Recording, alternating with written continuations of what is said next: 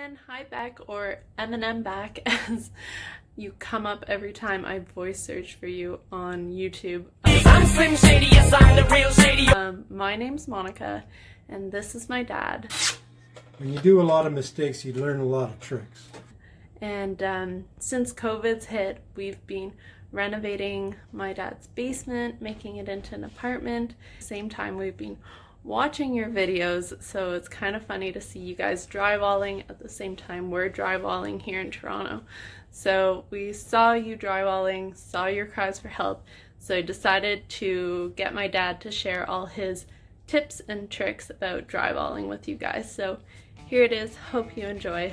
Doing drywall, make sure you always have something to catch the drywall, always some backer board.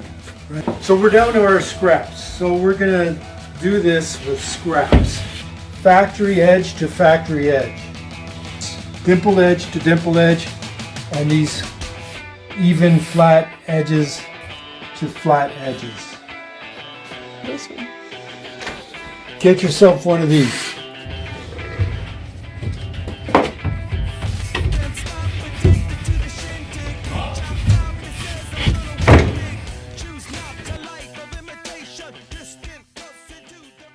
So one thing when you're not dealing with a factory edge or a flat edge here, with not the dimpled edge, but the flat edge, sometimes you're going to have to, because they tend to fray, the edges tend to fray. So what I like to do is cut. There's a good view of how it's done properly.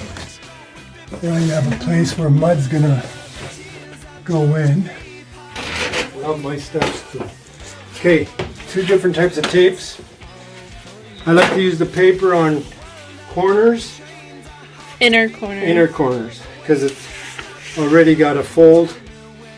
People say this is better than the fiber tape.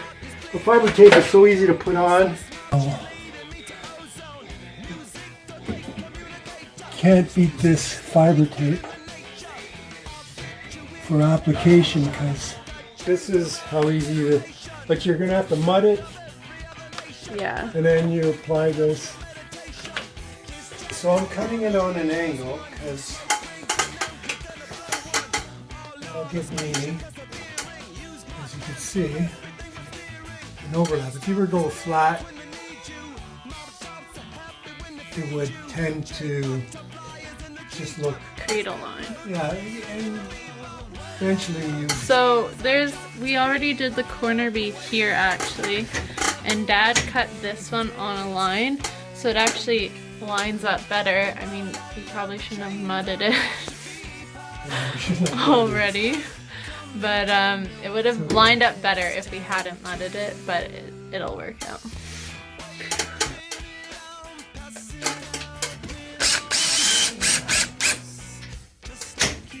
Make sure you line that. Oh yeah, look at the blood. That's good. See, now that's plumb, or at level actually.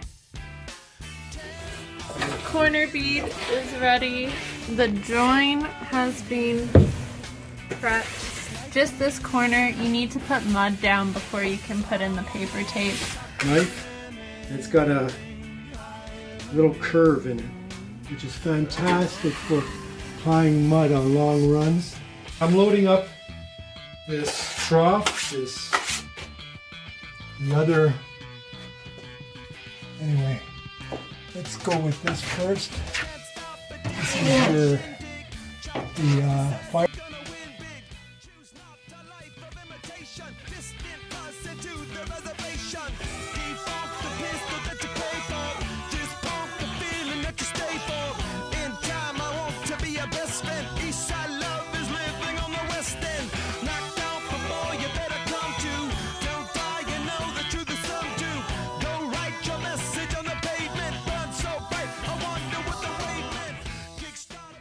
Cut and an angle back. Right? Now, this you want to go about there. Finished corner over there. So now just shove that in there. And I'm going to do a nice light coat or light. You go over it nice and light. And then once it takes, you squeeze it out. You go on the bottom.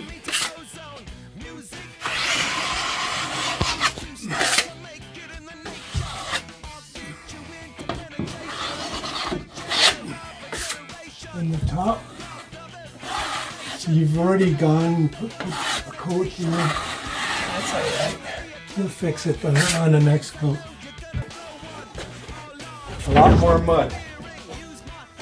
So A lot.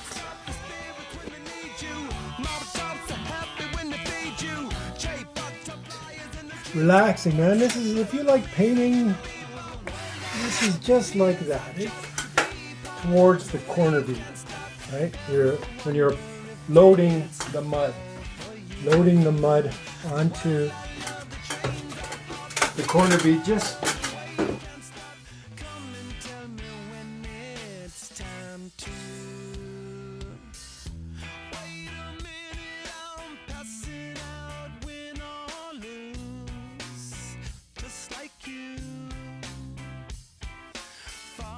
edge here. You'll, I guess it'd be So easier. see, first coat, it's about 6 inches wide. This is 6 inches, so Less. that's 4 inches. The second coat, you start getting into the 8 inches. Yeah, and that's where you come up with your 12-inch knife. So feathering is just pulling out the mud, getting it to be smooth so that the transition from the drywall to the mudded corner is as smooth as possible. Okay, so this is Monica's job, which isn't bad. But what I do instead of sanding is I go over with the blade and I'll take the high spots out, right?